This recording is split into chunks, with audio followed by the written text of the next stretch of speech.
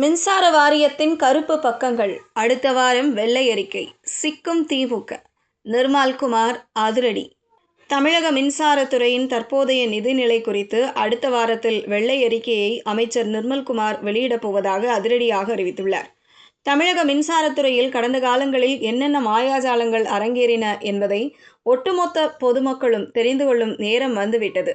செய்தியாளர்களை சந்தித்த மின்சாரத்துறை அமைச்சர் CTR நிர்மல்குமாரின் குரலில் அத்தனை வேகம், வார்த்தைகளில் அத்தனை தீவிரம்.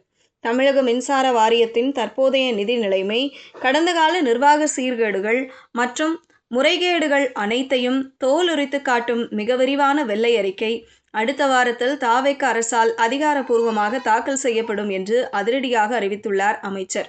அமைச்சர் நிர்மல்குமார் கொளுத்தி போட்ட அந்த 3 விஷயங்கள் என்ன என்பதை பார்க்கலாம். முந்தைய ஆட்சி காலத்தில் மின்சார வாரியத்திற்காக சுமார் 44,000 டிரான்ஸ்ஃபார்மர்கள் கொள்முதல் செய்யப்பட்டுள்ளன.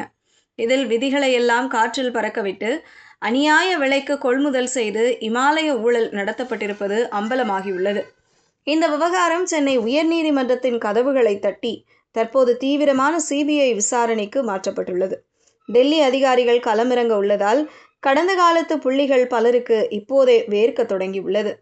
ஏங்க இப்பெல்லாம் அடிக்கடி கரண்ட் கட் ஆகுது என்று அண்மை காலமாக புலம்பிக் கொண்டிருக்கும் பொதுமக்களுக்கு அமைச்சர் நிர்மல்குமார் ஒரு அதிர்ச்சி உண்மையை போட்டு உடைத்துள்ளார்.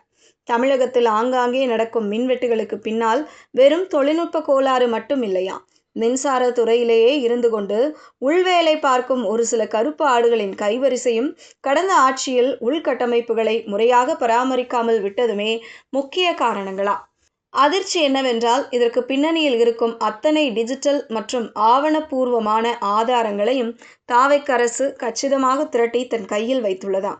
பொதுமக்களின் வரிப்பணம் எங்கே போனது என்பதை அவர்கள் அறிய வேண்டும் என்பதே இந்த வெள்ளை அறிக்கையின் நோக்கம் என்கிறார் அமைச்சர்.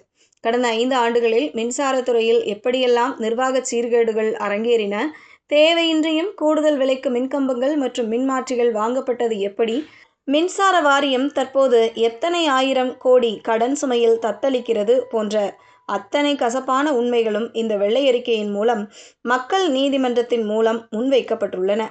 இது தவிர மின்சார வாரியம் தொடர்பான இதர புகார்களை மாநில குற்றப்பிரிவு போலீசார் காரசாரமாக விசாரித்து வருவதாகவும் அமைச்சர் தெளிவுபடுத்தியுள்ளார். தேர்தல் வாக்குறுதிகளில் மின்சாரம் எப்போதுமே ஒரு சென்சிட்டிவ் ஏரியா. தாவேக அரசு மின்வெட்டு பிரச்சனைகளுக்கு தீர்வு காணும் அதே வேளையில் முந்தைய அரசின் மீது வெள்ளை அறிக்கை என்ற அஸ்திரத்தை ஏவி அரசியல் ரீதியாகவும் சட்ட ரீதியாகவும் செக் வைத்துள்ளது. எது எப்படியோ மின்சார வாரியத்தின் கடன் சுமை குறைந்து தமிழக மக்களுக்கு தடையற்ற மின்சாரம் கிடைத்தால் சரிதான். தமிழகத்தின் நிதிநிலை குறித்து வெள்ளை அறிக்கை வெளியிடப்படும் என விஜய் தனது தேர்தல் வாக்குறுதியில் அறிவித்திருந்தார்.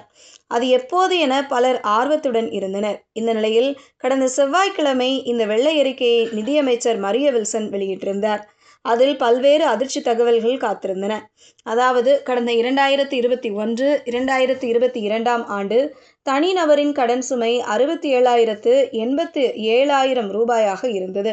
ஆனால் தற்போது 5 ஆண்டுகள் கழித்து பார்த்தால் தமிழகத்தில் ஒவ்வொரு தனிநபர் மீதும் 1,28,934 ரூபாய் கடன் இருக்கிறது.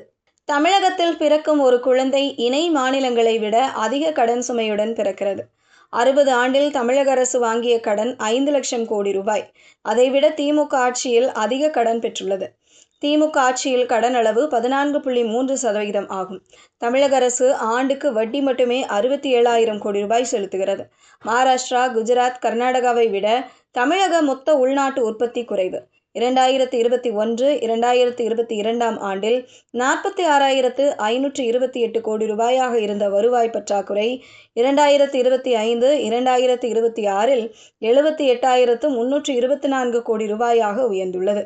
மாநில மொத்த உள்நாட்டு உற்பத்தி மதிப்பில் வருவாய் பற்றாக்குறை 2.25%இலிருந்து 2.22% மோசமடைந்துள்ளது. தமிழகத்தின் உண்மையான கடன் அளவு 13.18 லட்சம் கோடி ரூபாயாகும்.